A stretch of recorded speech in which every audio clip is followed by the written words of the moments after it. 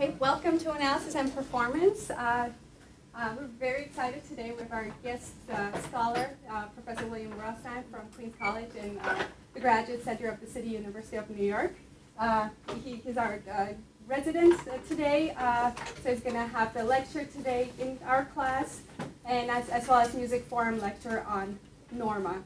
So I hope those of you who are free in the afternoon can also join us. So just a little bit about Professor Rothstein. He's author of Phrase Rhythm in Tonal Music and co-author with Charles Burkhardt on Anthology for Music Analysis, 7th edition. He has published and lectured extensively on musical rhythm, Schenkerian analysis, links between analysis and performance, the music of Beethoven and Chopin, and Italian opera from Rossini to Verdi. Please welcome Professor Rothstein.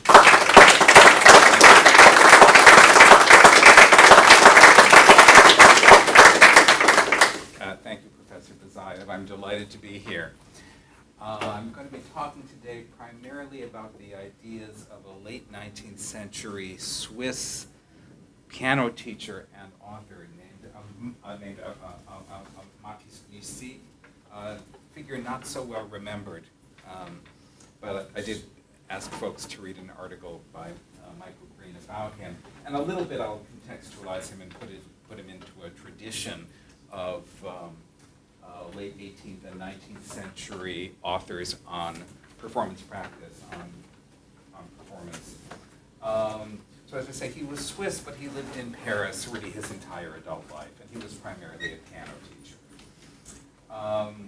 And the story he told about how his treatise on musical expression came about, he was teaching in a convent school, and the Mother Superior asked him when he was hired to teach in such a way that the students, that his piano students, wouldn't just learn how to perform the piece they were working on, but would learn principles that would help them perform any piece, even after their studies. So according to Lucie, this got him thinking.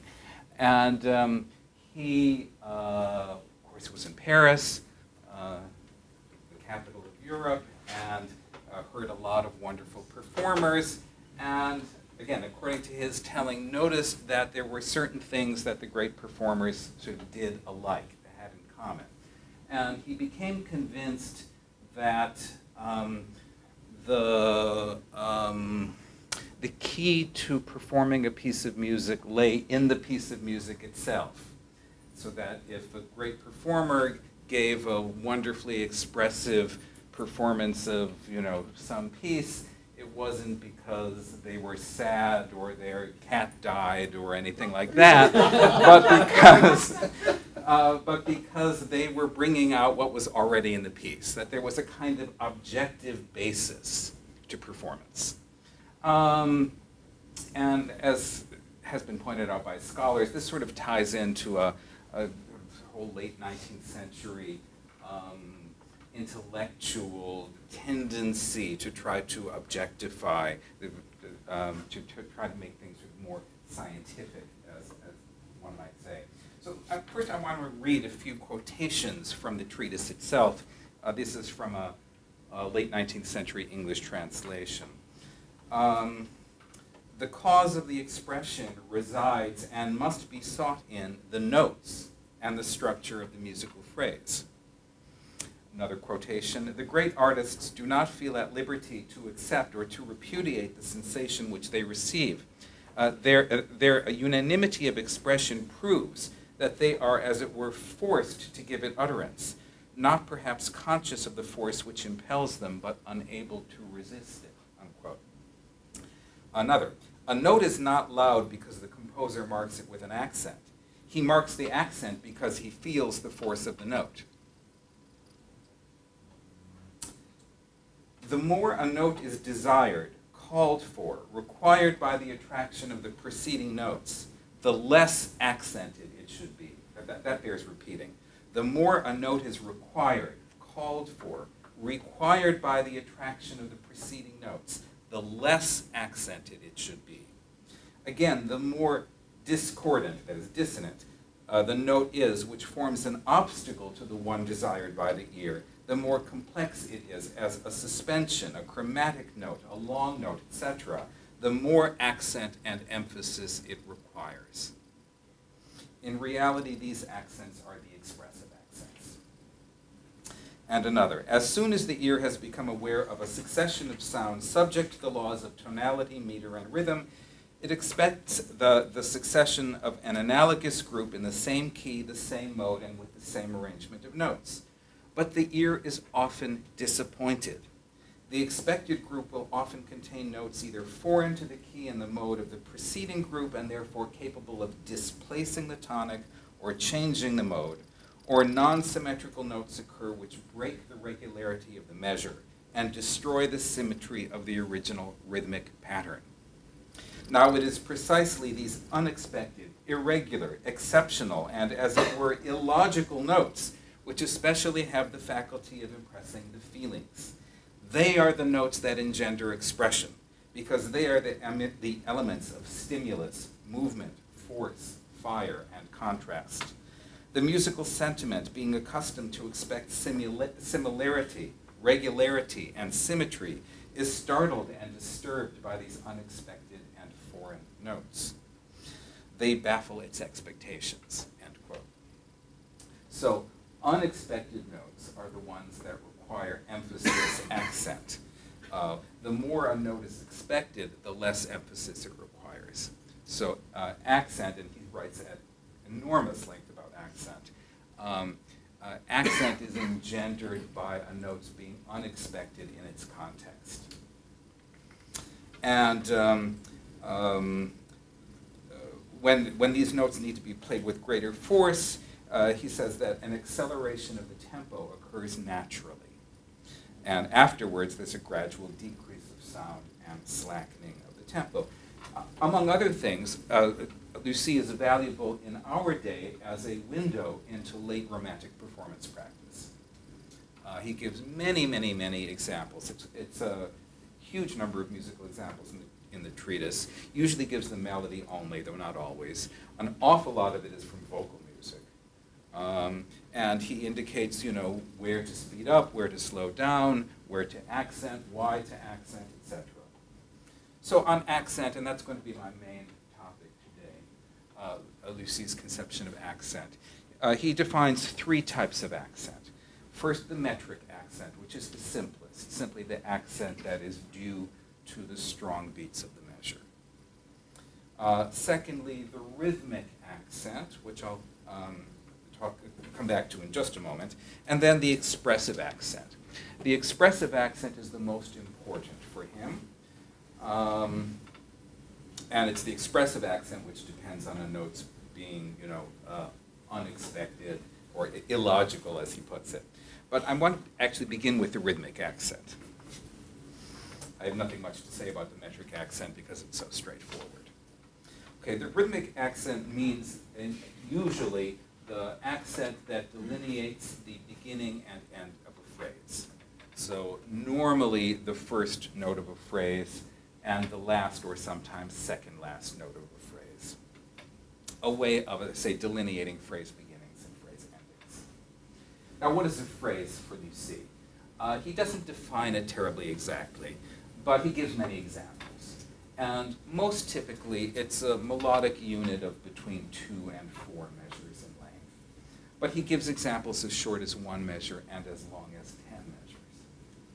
10 measures, it's with very short bars. In fact, it's... That's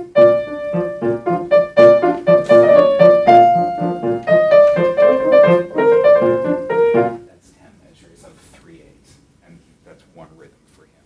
That's, of course, from Verdi's La Traviata. Okay, so his initial examples of rhythms, as he sometimes calls them, that's actually borrowing from some earlier French theory, or phrases are with vocal music. And with vocal music, you have the text to help you delineate where phrases begin and end, where clauses or sentences or lines of poetry begin and end. So with instrumental music, the situation is automatically less straightforward because you don't have words to guide you. Furthermore, instrumental melodies, particularly for keyboard or say for violin, you don't tend to have as many rests as you do for vocal melodies because the pianist doesn't need to breathe. I mean, you need to breathe, but you know what I mean. So, so he tries to give guidelines about how to determine where phrases begin and end. Well, one tune that he talks about fairly early on is this well-known theme by Mozart, Piano Sonata K331.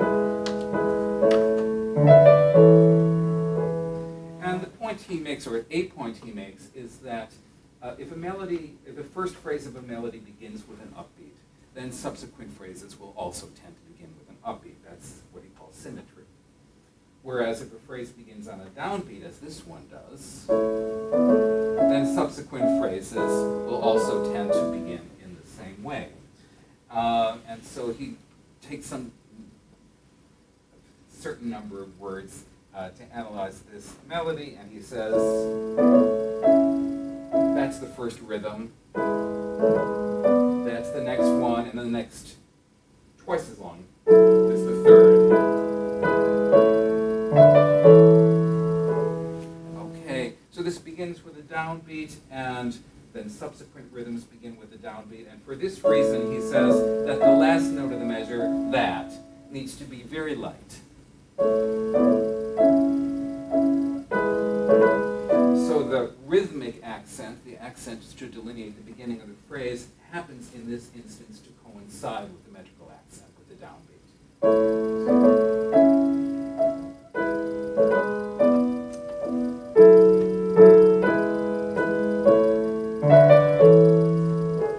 And actually changed my mind about the order in which I'm going to present these. Here we go. I hit laptop? No. .cam. Which one? There we go. Here we go. A French composer set this to music, set this to words, made a vocal melody out of it, and to a French text that begins with a short syllable. La prise était dans vos cheveux, etc. And so, to accommodate the weak syllable, adds an upbeat, which is not in Mozart's melody. And so, Bussy says, this is a lovely melody, but it's totally not Mozart's melody. That added one note completely destroys the rhythm of the melody, because it changes the phrases. It changes it to La prise était dans vos cheveux. So now all the phrases begin with upbeats. Instead of beginning on the accented beat, it begins on the upbeat. The coincidence between metrical and rhythmic accents disappears. He also points out that now with these upbeats, the phrases now are harmonically sometimes a bit illogical, because originally that's all in one harmony, the tonic. This is all on the dominant. This starts something new, whereas if you do this, now here especially, it sort of contradicts itself harmonically. And so he says, it's a more sentimental melody now. It's a different melody because of the upbeat beginnings. Now it so happens that many, many years later, in fact in the 1960s, Paul and Eva Badura-Skoda, in their book Interpreting Mozart on the Keyboard, also set this tune to words, German words.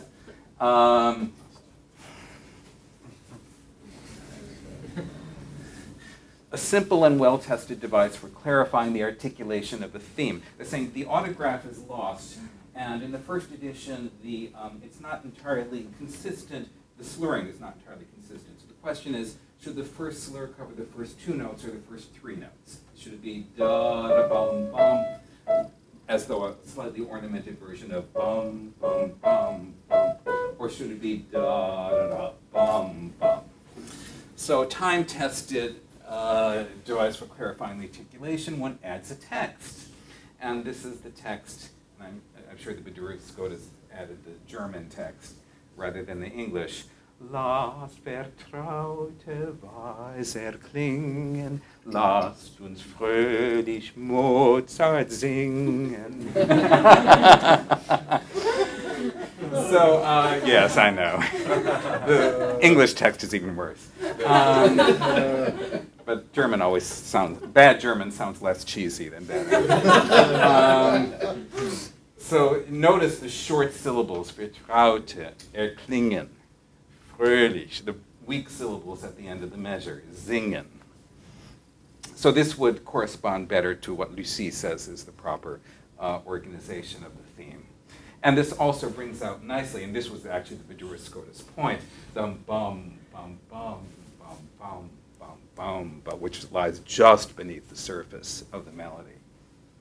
Okay, so so much for the rhythmic accent in K3-3-1. So in lots of music, delineating the small rhythmic groups is not perfectly straightforward, again, especially with instrumental melodies. And it occurred to me that a piece that this is true of and that bears a certain rhythmic resemblance to the Mozart is a piece that's in your handout, the Brahms Waltz, Opus 39, number 8.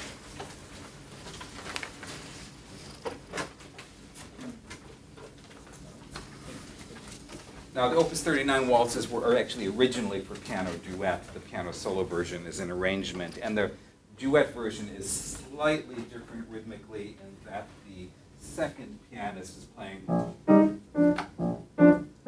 1, 2, 3, 1, 2, 3, with a little, so thus kind of emphasizing beat 2 in that Viennese waltz tradition. But I'll just refer to the piano solo version as an independent piece.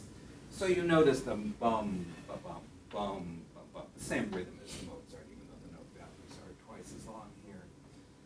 So.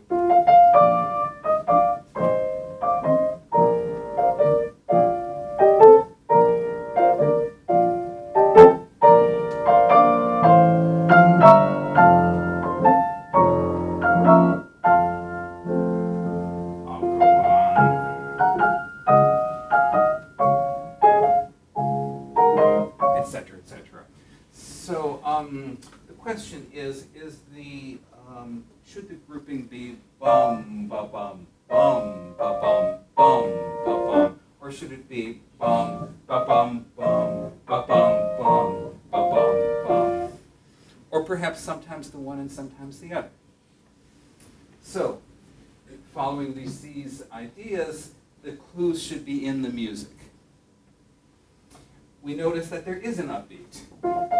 Although it's not a very melodic upbeat, it seems to be perhaps a kind of elaboration of bum, bum, ba, bum, bum, bum. In other words, you wouldn't sing, especially through all those octaves, but maybe a quarter note leaping up a sixth. Ba, dum, ba, bum, bum. So that would suggest upbeat beginnings. So that would suggest ba, dum, bum, ba, bum, bum, ba, bum, bum. And if one goes through the waltz that way, one will find that fits sometimes, and other times it doesn't seem to fit quite as well. The downbeat beginnings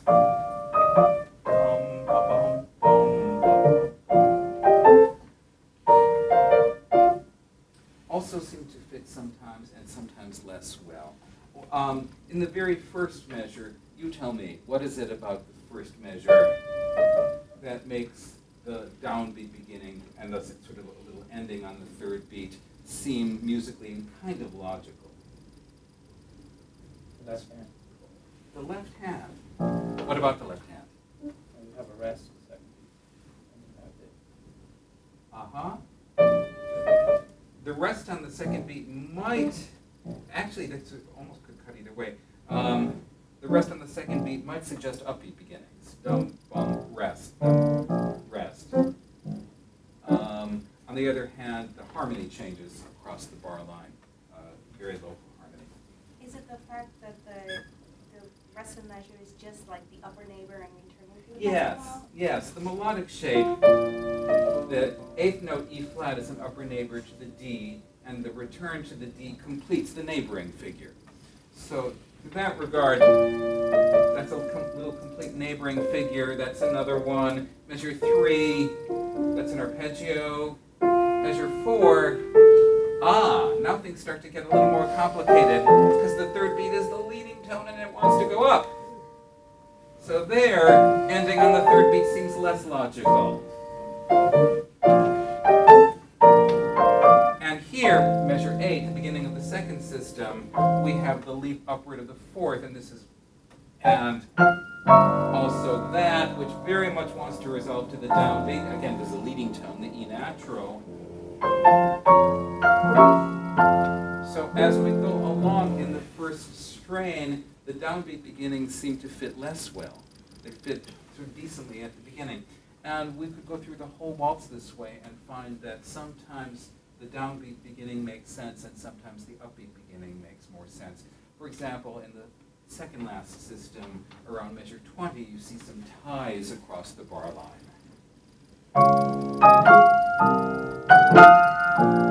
Well, obviously, you're ending with that long note, and the tie impels the motion across the bar line. Now, back to something like the beginning music. Now, measure 26 is actually the most interesting of all, I think. We have this, I think it's the highest note in the whole waltz and the lowest bass note in the whole waltz. And then a change of dynamic from piano to pianissimo for the next bar. And going to the downbeat here just doesn't make any sense at all.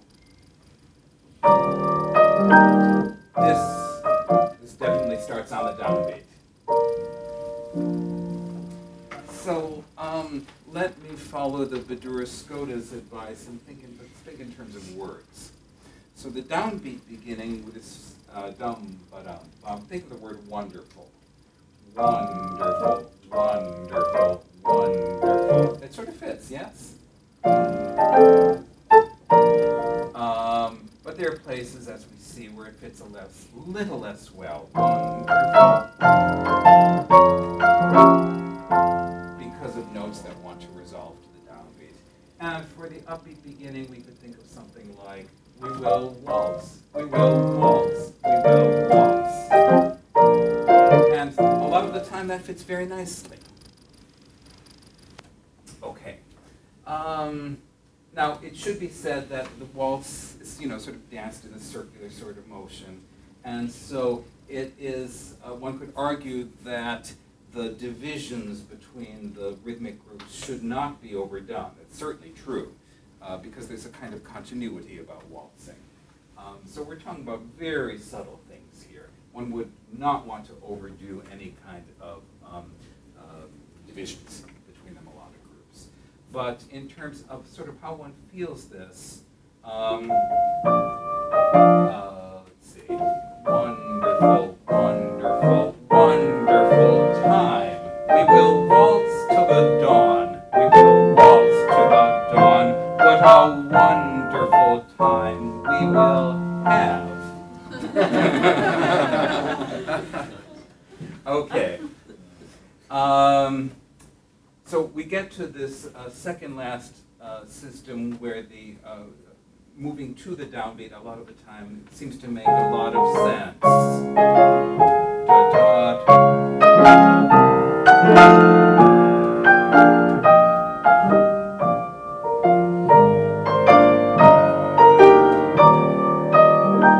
And something that I like to do when I play this, particularly on the repeat of the second part, because you can do things differently the second time.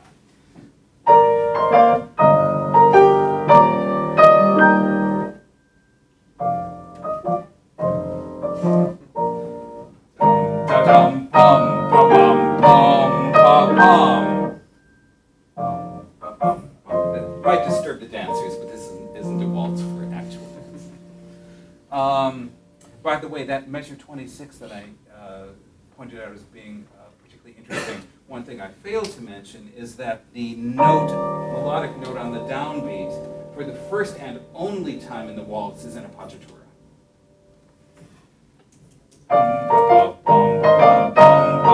So you cannot possibly, that cannot possibly be an ending, because it has to resolve to the E flat.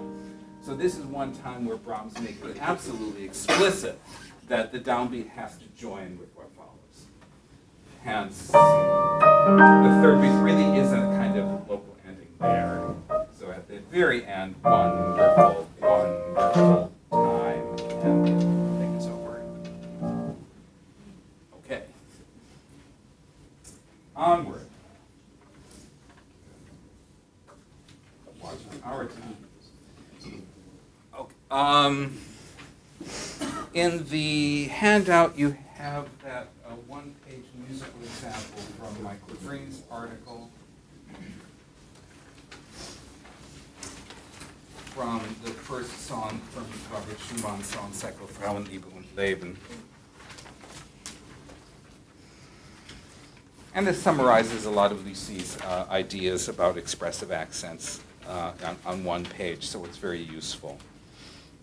Now, one thing that Green does that Lucie does not do is that he tries to analyze the grouping structure, the rhythms, as Lucie would say, of the vocal part and the piano part together.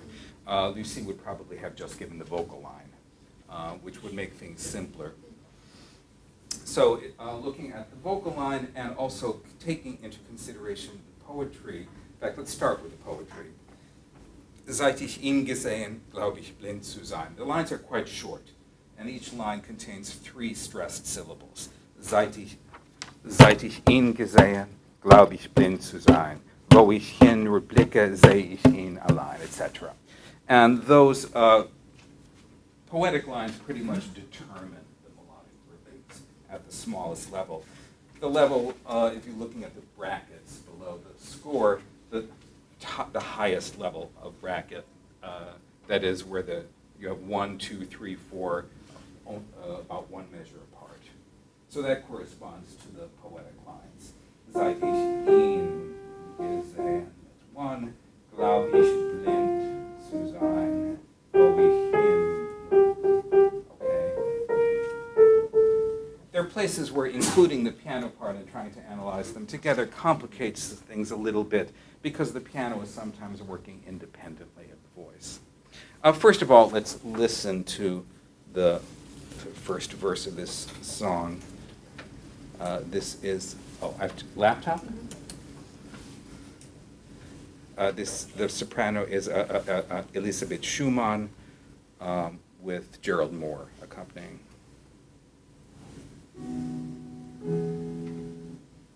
Seit ich ihn gesehen, glaub ich blind zu sein, wo ich hin nur blicke, seh ich ihn allein, im wachen Traume schwebt sein Bild vor mir, taucht aufs tiefste Dunkel, hallo, hallo,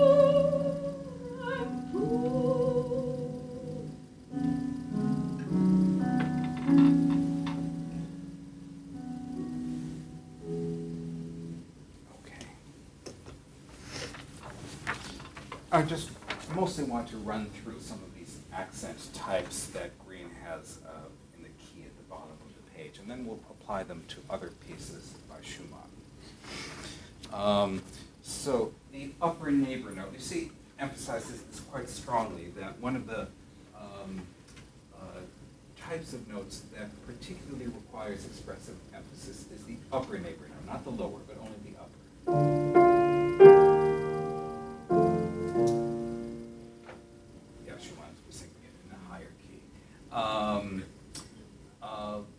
A long note amid shorter notes, an isolated long note. So,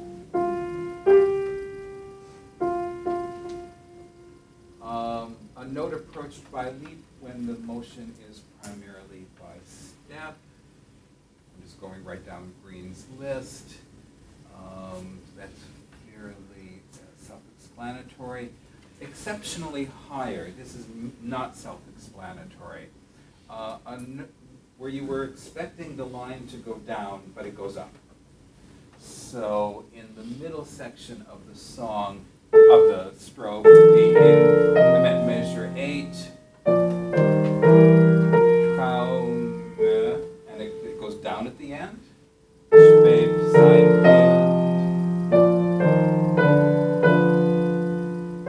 and it goes up instead of down. Instead of, okay, so, and that C in measure 11 on beat 2 is marked R4 by Green because this is an exceptionally higher note. Temporal repetition, this is another one you see emphasizes quite a bit, and again, this one is not self-explanatory. It doesn't mean just any repetition of a pitch, but only one from a weak beat to a strong beat. So when you have a pitch that's stated on a weak beat and then it's repeated on the next strong beat, obviously that strong beat would get the metrical accent, but because of the pitch repetition, you see, says it should get an extra accent. Initial high note. When a rhythm begins with its highest note, which is of course not the norm. The normal shape of a phrase is up and down. So if you begin a phrase on its highest note, then that initial high note should get an extra expressive accent. Lucy actually classifies this as one of the rhythmic accents, but the classification doesn't matter particularly. Syncopation, dissonant notes require emphasis, especially if they're long. A suspension, which is of course a type of dissonance, and foreign tone. A tone foreign to the key, the note that takes you out of an old key into a new one, or at least suggests a new key, requires emphasis because according to Lucy, the listener needs to be forced to accept the change. Lucy presents listeners as very sort of conservative and ruled by habit and wanting things to go along in the same way that they have been. So a change has to be, as he says, sort of forced upon the listener. Questions about those before we try to apply it to some new pieces? Okay, then let's go ahead. So let's take a look at this piece called First Loss, or Erste Verlust, in E minor. This is from Schumann's album for the young, Opus 68.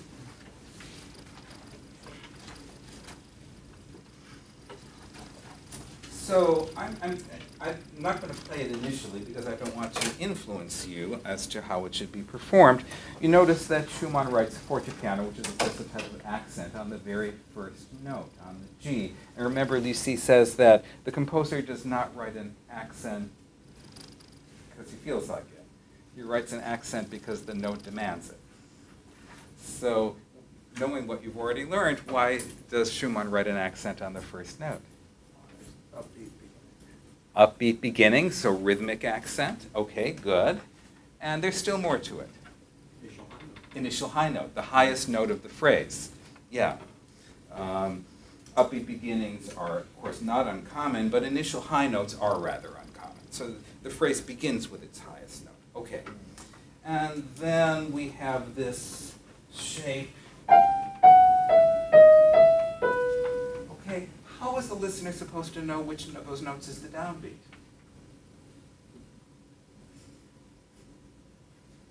You need the metric accent, according to Lucy. This is actually something that Carl Czerny had said decades earlier, that if at the beginning of a piece it might be unclear where the downbeat falls, then it's the performer's job to indicate it. Apparently Czerny didn't like sort of metric ambiguity at the beginnings of pieces. But he was a student pupil of Beethoven, he was a classicist. But and it's really the same for the C. So you need the metric accent to delineate the downbeat. So that would suggest an accent on the F sharp, the second note of the piece. So we have two accents in a row, although of different kinds. And then, what is the harmony? Tonal music always has harmony, even if there's only a single line.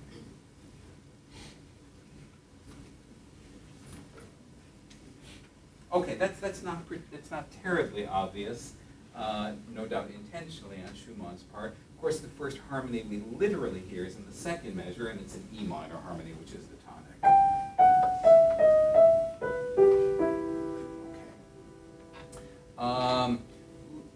Okay. Probably the harmony, even from the very beginning, is tonic, is E minor. So if that's so, then the F sharp at the beginning of measure 1 is a non-chord tone. It's a sort of appoggiatura in the broad sense. Accent passing tone to be totally strict, but the old guys would call it an appoggiatura. So as that, it would also require some kind of accent. So two reasons to accent the F sharp. And when the opening motive comes back later in the piece, toward the end, in fact, does become clear that the note on the downbeat is a non-chord tone. Okay, so we have that. So, of course, two accents in a row. You see, it is terribly clear about how one is supposed to do such things, although he does say that when you have multiple expressive accents in a row, that suggests an acceleration of the tempo. So that might suggest starting slow and kind of speeding up as the first phrase goes on. A slightly later author, Hugo Riemann, in a book called Musical Dynamics and Agogics. I don't think it's ever been translated into English, so I could be wrong about that. 1884, talks about accent in a slightly different way than you see. He says that one of the accents that you can use is by lengthening the note slightly, and he calls it the agogic accent. It's a common term nowadays. As far as I know, Riemann invented the term. I could be wrong, but I'm not aware of it in any earlier author. So if Riemann were talking about this passage, I imagine he would suggest, rather than a dynamic accent on the F sharp, the second note of the piece, a slight lengthening.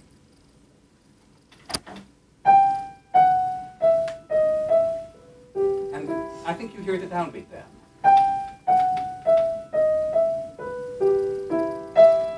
Now here, okay, we have these slurs across the bar line. And if we think of that as a little rhythm, a sort of mini phrase, then this begins a new small phrase. And we have another case in which the phrase begins with its highest note. We also have a contradiction between the rhythmic accent, because the phrase begins with the eighth note E on the upbeat, and the metrical accent on the C in measure 3, also the long note. So this would be a case in which I think Lucie would say that the expressive and accent on the high E as the highest note and the rhythmic accent on the E as the first note would override the metrical accent.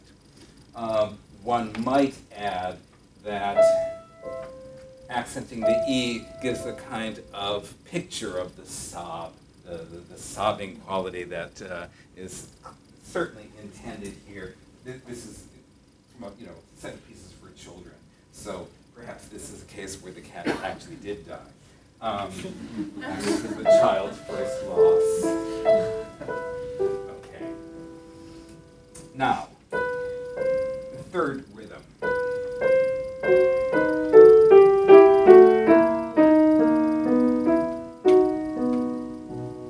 Okay, for measure 5, we need to talk about harmony.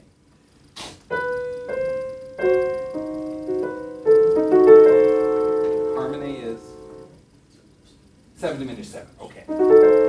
According to Lucie, the normal chords, the chords that don't require accent, are the tonic, the dominant seventh, the subdominant, and the supertonic. So 1, 5, 7, 4, and 2. These are the normal chords, the ones that don't require accent.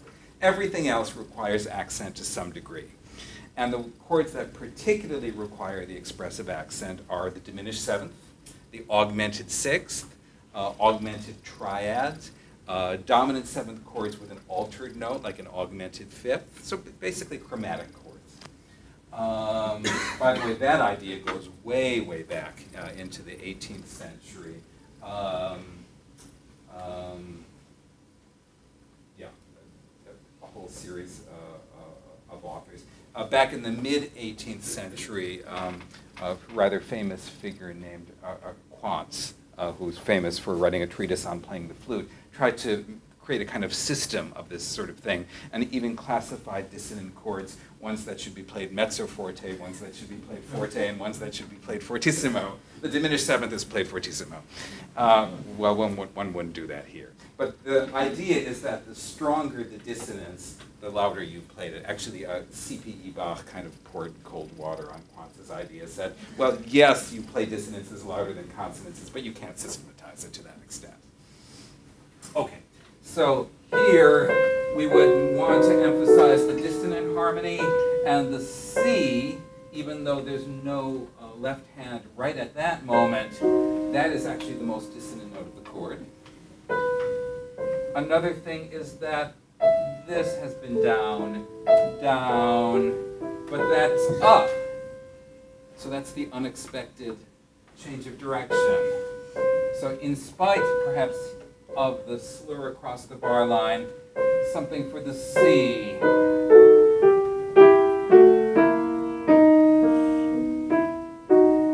Okay, and in measure 8, well, actually even before we get to measure 8,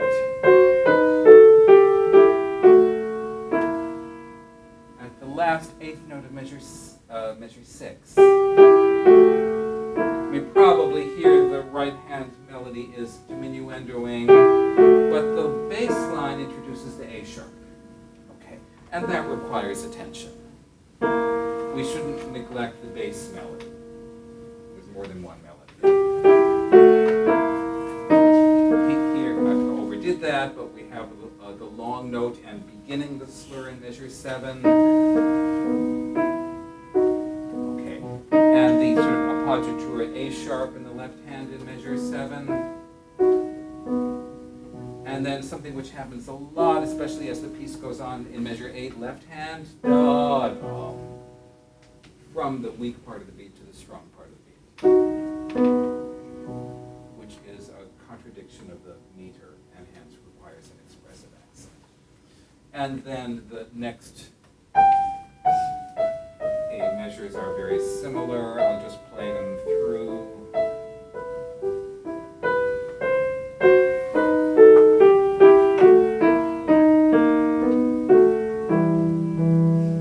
Then we have a little B section.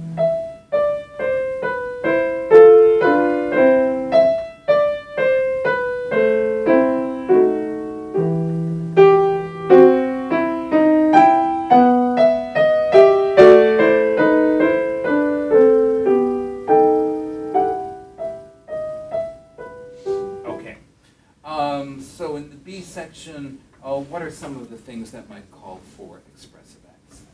Starting at bar 17.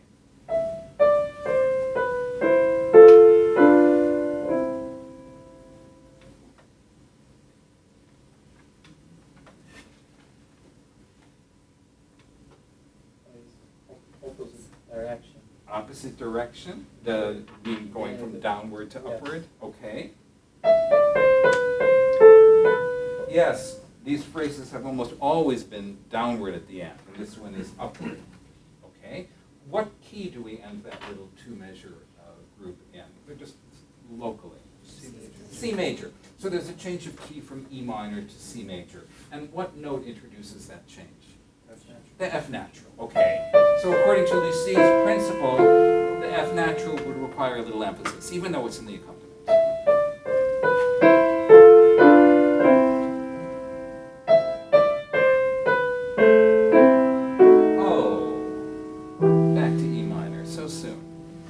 Back to the minor key. So there, the second eighth note of measure 20, which again kind of, although it's not there all at once, sort of implies the diminished seventh chord.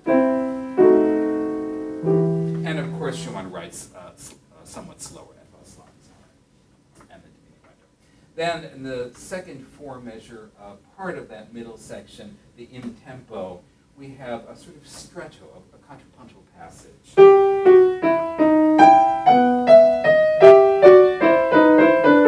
And very cleverly showing that Schumann had been studying, had been working on counterpoint during this period, which actually he and Clara together had been working on counterpoint. The bass, measures 21 to 24, is an augmentation of measure 1, of that turn figure. So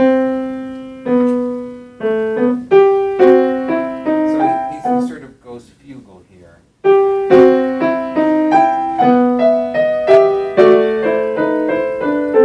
Okay, so there's a much denser sort of series of musical events, and according to Lucy, this sort of thing encourages an acceleration of the tempo. So after the F oscillant,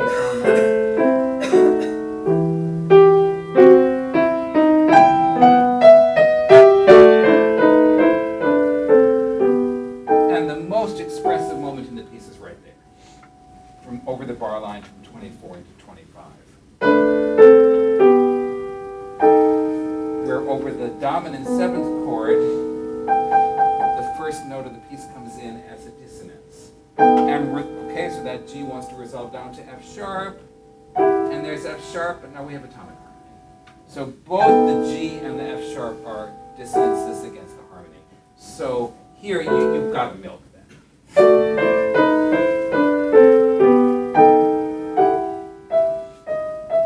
Something like that.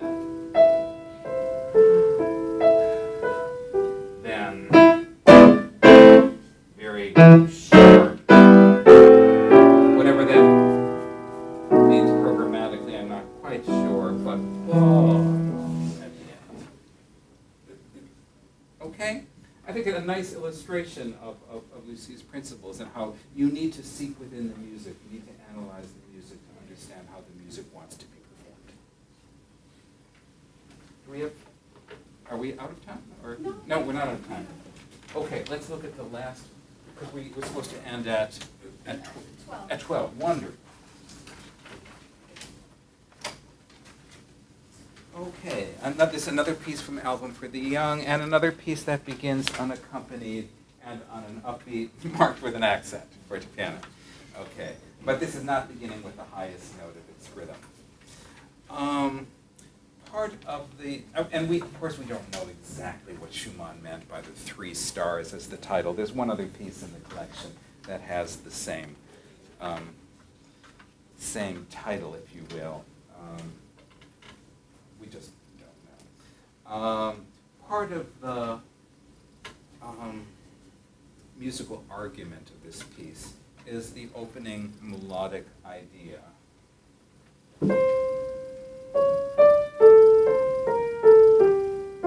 I'll just end it on the F, which is the first long note. That sounds like an ending, doesn't it? Yes. And if you look at the last 2 measures, that's exactly how the piece ends. Sorry.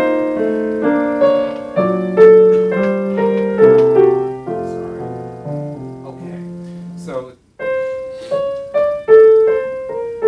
in measure 2, the F turns out to be an appoggiatura. Okay, we get to the tonic note. We're pretty sure it is the tonic note, and then the accompaniment, the rest of our imaginary string quartet comes in,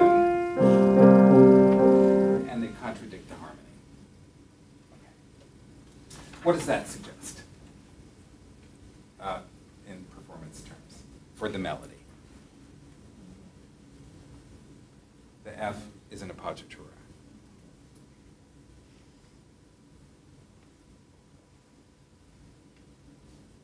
What do you do with appoggiaturas? You accent them, of course. Notice also that Schumann slurs differently in measure 2 than at the end of the piece. At the end of the piece, the F is included at the end of a slur. In measure 2, it begins a slur. So a slur, so the F, and so thus the beginning of a slur always suggests a little bit of emphasis, as like the beginning of a bow, I suppose.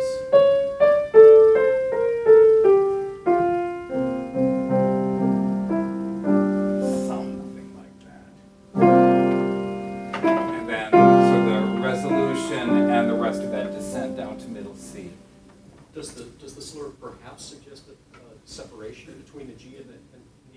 Yeah, at least a very slight one, yeah. A sort of change of bow. I think of this very much as a piece for string quartet. Just from the texture. Maybe string quintet in some places because there are 5 notes, but in any case, it sort of sounds like chamber music. So here, you sort of see the accompanying strings going da, da, da, da. Yeah. Just like a lot of Beethoven's piano music. It's sort of imaginary string quartet music. Yeah. Okay, so then we get to measure 3. And of course, Schumann writes some of the expression right into it, the hairpins going up to the high D, the highest note of the phrase. And Lucy does say that the norm is that you crescendo going up and diminuendo going down, although he says there are all sorts of exceptions to that, but that's kind of a starting point. So here he writes that right into it. And what else could we say about measure 3? Not necessarily in the melody. That might suggest some sort of special treatment.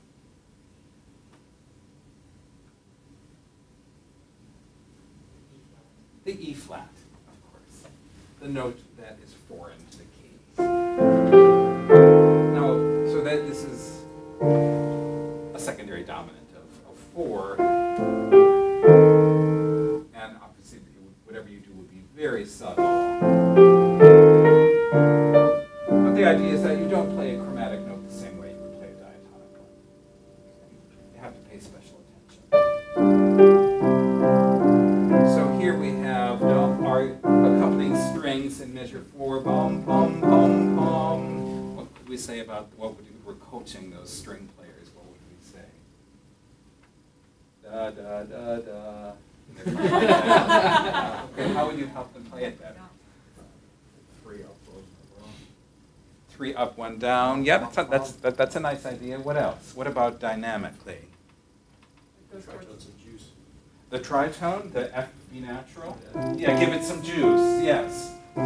Lucy would probably say the upper neighbor, the F, the higher note there, and the B natural in the bass. Hum, hum, hum, hum, so that there should be a little swell there, a little crescendo. It should not all be on one level. Hum, hum, hum, hum, hum. Now, actually, let's go back and talk about the beginning. So we have this, which is the first note of the phrase. It is the longest note of the phrase until the F comes, and it's a syncopation. It contradicts the meter. In fact, here, in the other piece, I said, how would we know where the downbeat is? And I suggested giving it some kind of accent, perhaps an agogic accent, to the note on the downbeat. Here, that's impossible. There is no note on the downbeat. It's tied. Then we have the C sharp, and notice that's where the diminuendo sign starts. The chromatic note. Now, Lucy does say that not every chromatic note needs an expressive accent, especially if it's just sort of a chromatic passing tone, and particularly in fast tempi.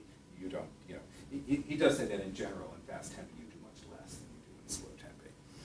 It's partly why I've chosen pieces that aren't fast. Nicht schnell, yes. Okay, this is hard to shape, and I think you need to understand, one needs to understand harmonic implications, which are a little bit veiled at the very beginning, to understand what to do here. Da, da, dum, da, da, da. That's the hard part. Dum, da. Okay, the leap from the D to the A. That suggests that the D and A belong to the same harmony. So if D and A belong to the same harmony, it's probably some kind of D chord. Okay, if we have a D chord in F major, okay, here it's a little bit unclear, but this particular shape, da, da, dum, with the C natural, and the C natural is the first note on the strong beat that actually is sounded. So we should probably give that a little bit of metrical accent. And this figure, which is so common in 19th century music, da-da-dum, two notes converging.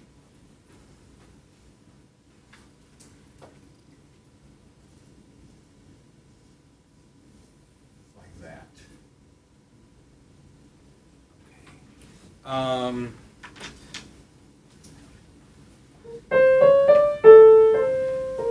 It seems to me that what's suggested is that the C is a kind of a C natural is a kind of appoggiatura to the B flat.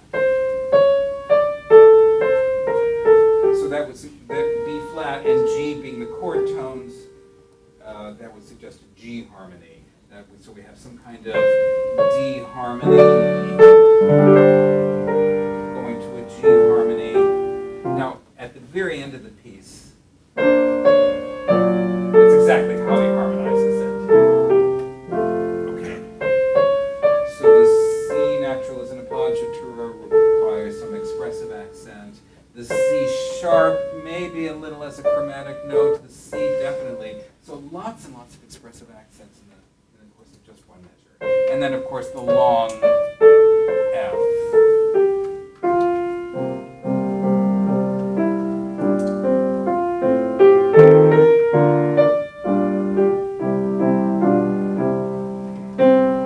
And then for the consequent phrase, the melody in the cello, so to speak, maybe the viola. So we have the syncopated C. Slightly later than Lucy, namely Heinrich Schenker, said in his incomplete little book on performance that when you have a syncopated note, you should always slightly rush to it, which emphasizes the sort of metric disequilibrium. Because if you delay it, then it won't sound so syncopated. It'll almost sound like it's in the right place. But if you slightly rush to it, it makes it sound even more syncopated. Sorry.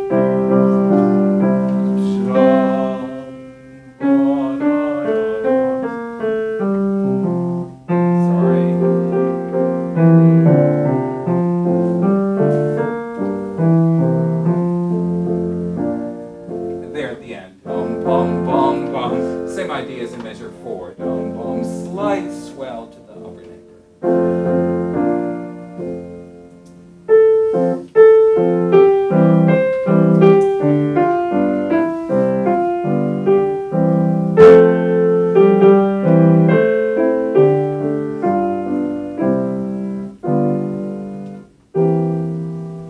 Okay, so what could we say about this phrase? Starting right after the double bar. What are some notes that are unexpected, or of course we start with an upbeat, though we've started with an upbeat before, but still that suggests a little bit of rhythmic accent on the opening A.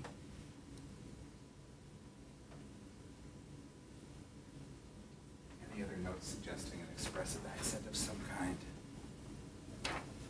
Could be the leap of the fourth. Yes, the leap upward of the fourth, because this is a mostly stepwise phrase. The note approached by a leap, the high C, yes. Later on, he does the left-hand fourth as well, which kind of strengthens that idea. Measure 11. Measure 11, where you have the, I'm not sure what, oh, you mean the E to the A? Uh-huh. Yeah. Uh-huh. Yeah, so,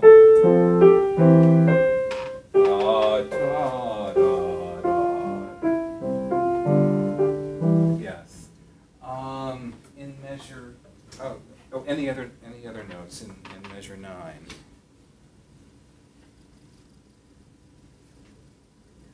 Maybe the B natural, yes. Even measure 9, even before we get to the B natural, it sort of sounds C major-y. But of course, the B natural sort of seals the deal on that, yeah.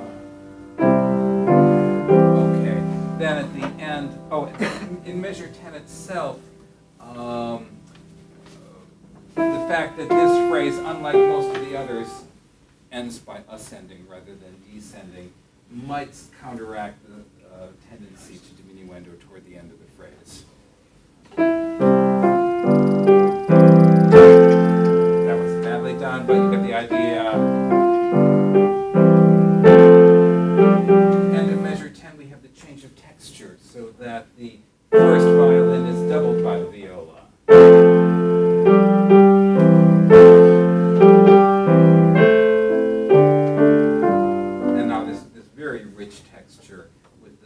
cello going through its open strings. So I have a question about measure 10. Great. If you crescendo because of the ascending melodic line, don't you contradict the principle that you're supposed to be emphasizing the B and also the written in accent on the fourth bar?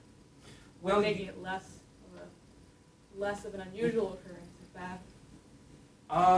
That's perhaps. So one could think of one could think of it either as sort of crescendoing to the fourth beat accent, or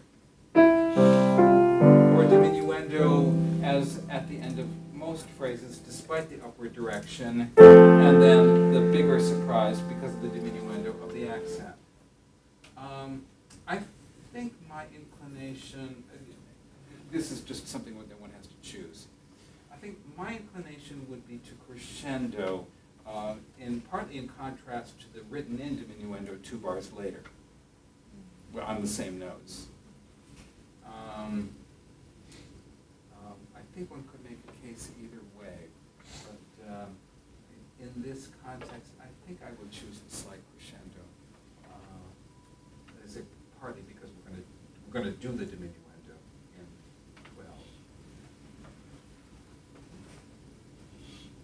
12. Okay, then at the in tempo, the first 4 measures are the same as the first 4 measures of the piece. So then at the upbeat to 17, we have something different. But let me put that into context. Notice that the upbeat to measure 13 is marked piano, not forte piano. So it's unlike the beginning. But it's almost as though it continues the diminuendo. Wow, that's pianissimo.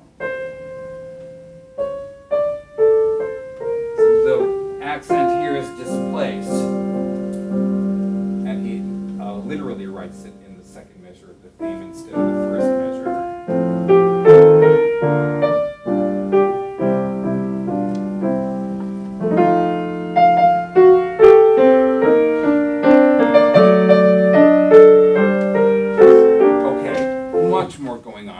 It's a little bit analogous to the thematic return in the E minor piece in First Loss, where we get something much more contrapuntal going on. So the first violin, we have this, and meanwhile one of the inner parts is doing what? That 8th note stuff in the left hand. What is that? It's the opening. I see an F sharp G, which corresponds to the C sharp D at the opening. But what happened to our long note, our syncopated note, at the beginning of the phrase? Corresponding to the opening C of the piece. It's there. I'm sorry? The E flat? No, actually, it's not the E flat. It's the F. Where's the F? In the right hand. In the right hand, yeah. This is something that happens a lot in piano music that is really easy to miss because you just sort of don't see it visually. Lines being transferred from one hand to the other. So the actual melody starts on the alto register F and continues. You see how it's written merely as an 8th note at the beginning of measure 17, that it's tied to an 8th note, and the F sharp continues that. Going on here, as in the other piece, the last part has the most expression.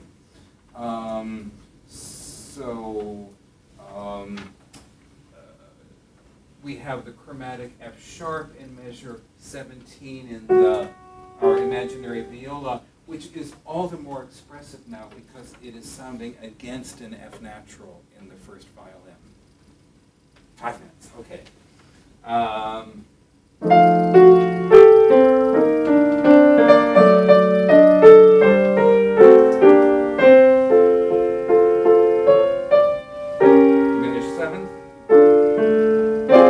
Diminished seventh with an appoggiatura, the C natural.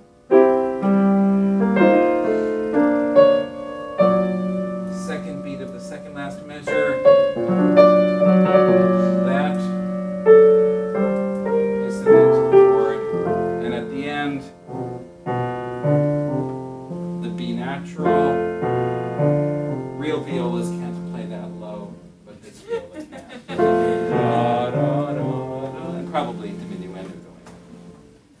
yeah, I did want to leave some time for questions.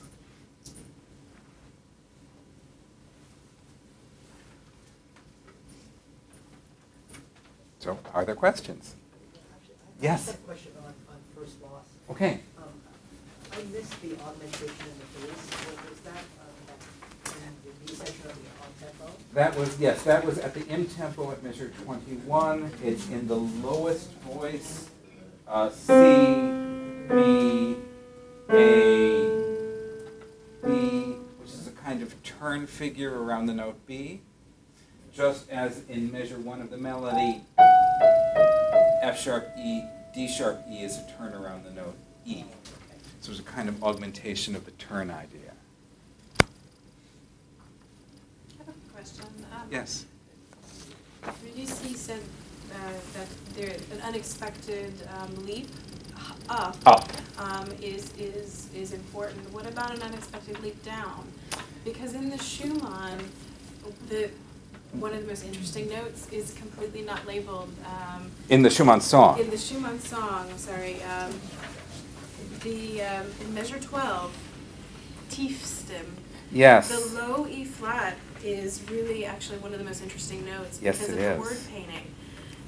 And Tiefstim means and lowest. as a singer, yes. I would pull through that suspension and then down into that low note. When I wouldn't do that the same way in the second verse because the word is different.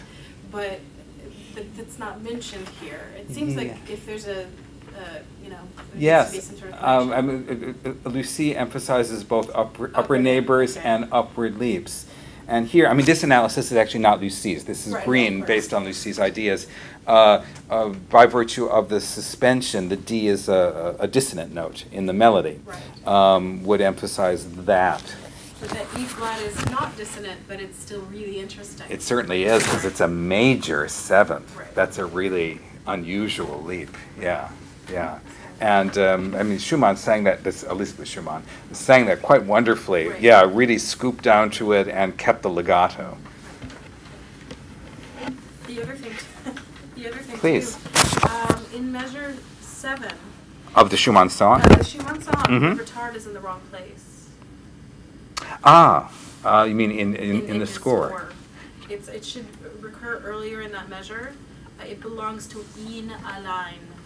And then the next, wie im Wald, that actually, as she sang it's arsic to the next phrase, to the next phrase. I'd have to, thank you, I'd have to look, I'll have to look at the score. That sort of makes more sense, actually. It makes more sense, Yes. actually, with BC's analysis. Because yes, definitely that's an upbeat. And he actually Green mentions in his article that that's a contradiction. Mm-hmm. So Yeah. it's really not. Yeah, thank you. I didn't talk about Green's other example where he talks about the accelerando and diminuendo, because I don't actually agree with a fair amount of what Green says on that other one. Professor Giger. In the last piece, with how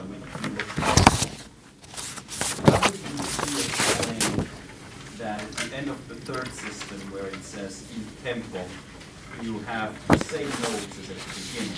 Mm-hmm. You suddenly interpret the first note differently. Yes. The accents or the emphasis really are in the music. Yes. Because of what came before. Actually, I don't have the exact quotation with me, but Lucy does say very explicitly that the need for variety overrides everything.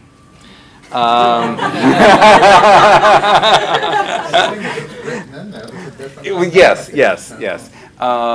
But that, and I forget the exact words he uses, but he does say that somewhere, that above all is the need for variety. So you don't do things the same way each time. Yes? More on the same piece. On the fourth system, bar 17, could you talk about beat 2 a little bit more? The G against the A. Yes. The G is a kind of échappé, or escape tone, from the F. Because the harmony is 5/7 of 4. So the G, which is a ninth above the bass note F, of upper neighbor, although it doesn't come back to the F. That's why I say it's an échappé. So that suggests accent, and of course the clash with the A in the melody does as well. So the A would probably be in diminuendo in the melody, while the viola would be in crescendo to the G. Yeah, so you would have expressive accents on the F sharp, and the G. Yes. Actually, there is one thing Lucy says about a accelerando that is, I find extremely interesting, and I think actually does correspond to late Romantic performance practice. He says that one of the places where you should accelerando, where you should accelerate, is if a theme returns with a more active accompaniment. So, one of my favorite recordings of all time is a recording that Wilhelm Furtwängler and the Berlin Philharmonic made of the Brahms Fourth Symphony during World War II. And so they do the main theme fairly slowly. But then it comes back as a sort of counter statement. It's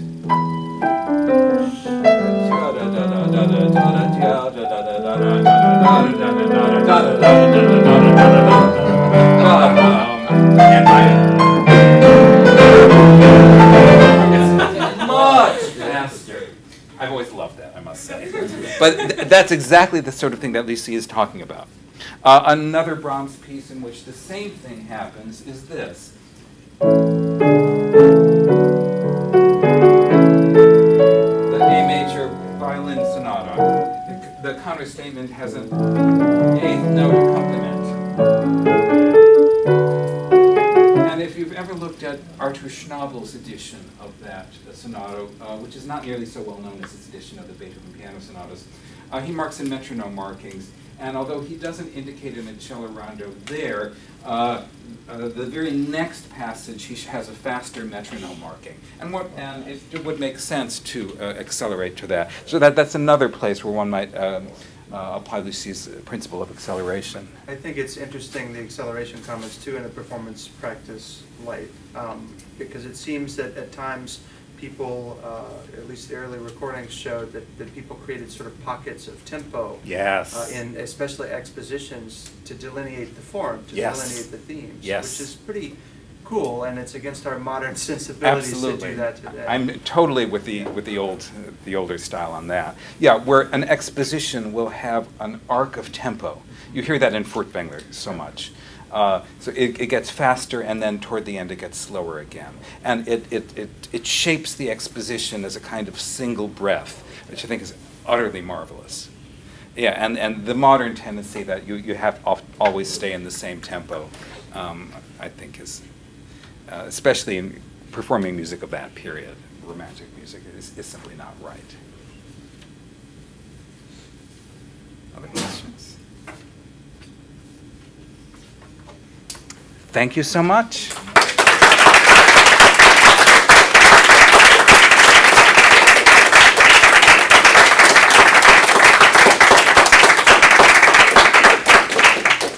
I hope to see many of you this afternoon while I'll be speaking on the finale of Bellini's Norma.